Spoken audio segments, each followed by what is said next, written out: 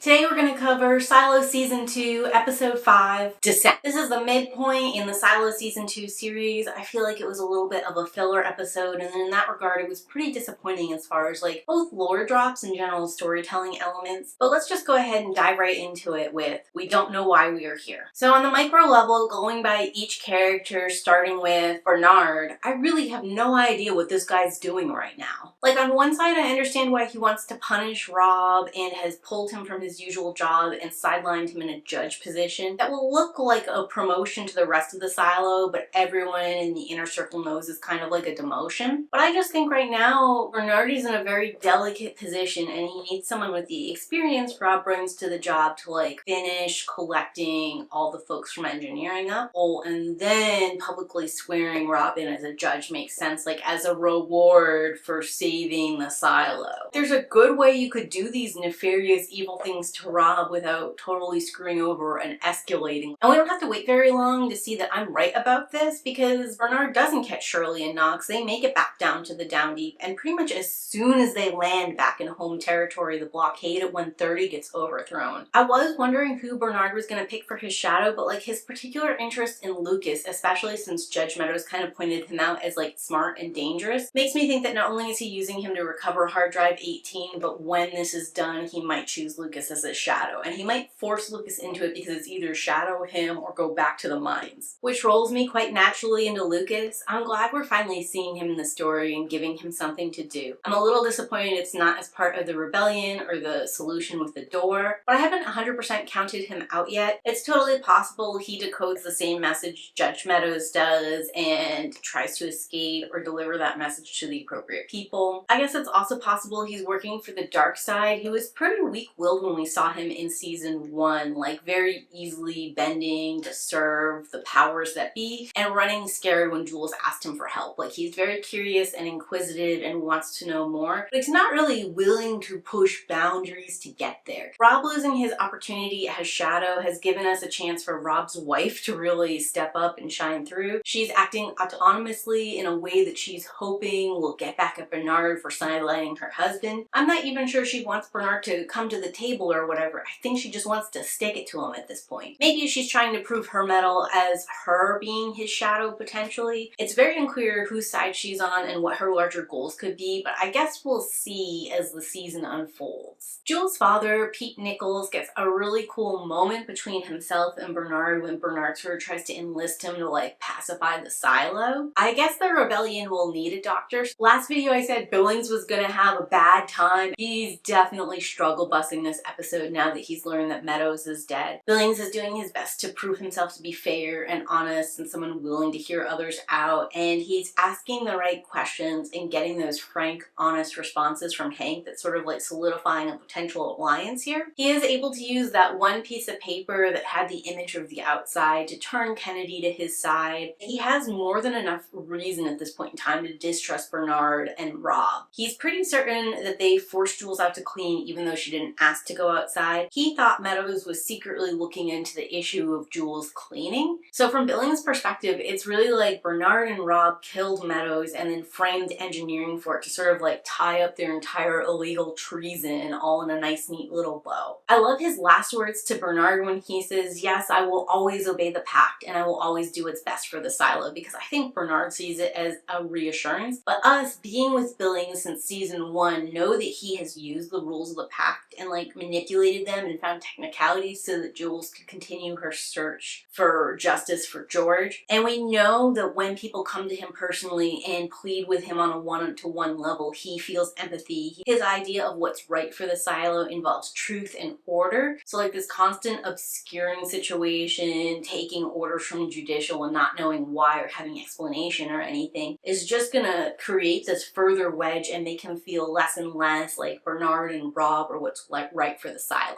Not much of an update for Shirley and Knox. They successfully escaped the upper levels back into engineering this episode, which moves me over into Silo 17, and I cannot figure out what the heck is going on with Solo. I really don't know how much of what he says is truthful or a lie at this point. I had sort of kind of suspected that he was Russell's son. I think we find out in this episode that that's definitely not the case. Definitely wasn't the IT Shadow, which I think we kind of already knew from some flashbacks of like Russell standing next to him his shadow, but it becomes clear now if you forgot that, and also Jules knows. It's very weird, like why did he feel like he needed to lie to Jules about his identity? Like she doesn't know anything about Silo 17's. And it leaves me kind of wondering like what Solo's job was, where he does know so much information about Silo 17 and about the outside, but he wasn't the shadow for IT and he wasn't Russell's son. I guess possibly there's someone important in Judicial. Low-key wondering if whatever Rob's wife does is like the secret second knowledgeable person. And I'm assuming there's like a very important higher up person in Judicial the same way there is in IT, because both of those zones have power connected from the outside. So they could each independently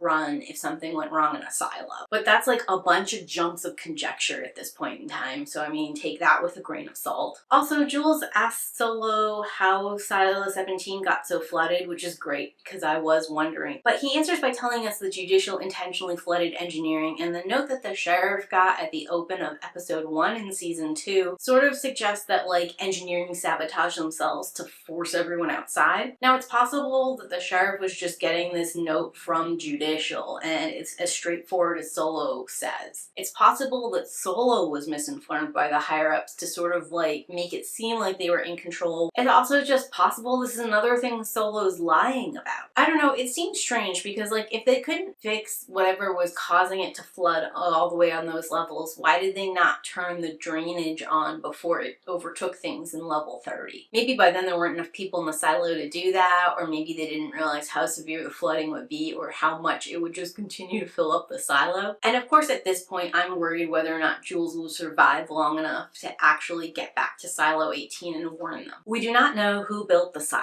This episode, Solo reveals that both IT and Judicial are getting power from the outside. So when the generator goes down, in theory, IT and Judicial can continue to function. And while I'm not taking Solo at his word necessarily, Lucas also uncovers the official blueprints for the silo from hard drive 18, and they sort of confirm that there are some kind of tunnels that lead out from IT and Judicial away from the silo. The implications of exterior power intrigue me. Does that mean there are silos nearby this exterior power who maintain it? And do they maintain it by going outside or by operating simple machines to do all of the work? Is it possible that there are robots or machines that are maintaining this power source for them? Is it possible the environmental issue is isolated to the area around the silo itself and that this power source is outside of that and therefore just regular everyday people will be powering the silos? I'm also very interested in the implications of emergency power going to Judicial and IT, because again it sort of weights against this being a survival for humanity kind of condition and more like survival for whatever information is in Judicial and IT. I guess it's possible they feel the Judicial services and the IT services are so important to society as a whole that power needs to be maintained there. But I just don't buy that, because you would think then that there'd be auxiliary backup power for the food system or for like clean air, since this is a sealed environment. And it also kind of has me wondering about like, is there a head of IT equivalent hiding in Judicial, and what access to information do they have? And if we believe that Judicial intentionally flooded engineering to quell the rebellion, I guess we have to wonder why. Was this a procedure issued in the order, or had Silo 17 gone off script? If the order says flooding engineering is the way to go, it again implies that survival of all the people in the silo is not the most important thing, as flooding engineering is a huge risk to having a catastrophic failure for life. And it seems like there are a lot simpler ways to break engineering, like they could just create a blockade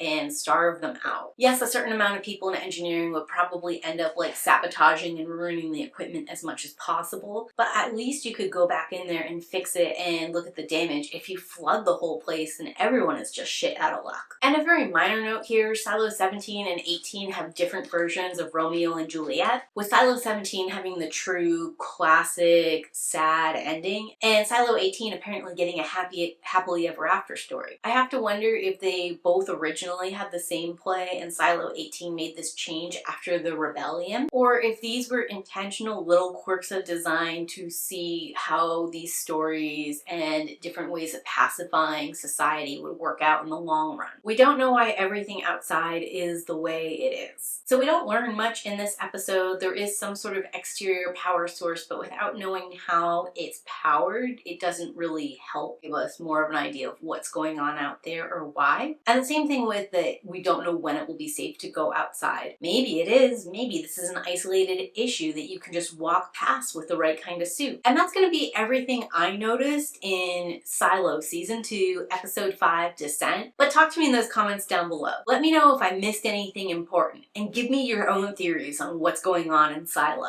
And as always, keep reading.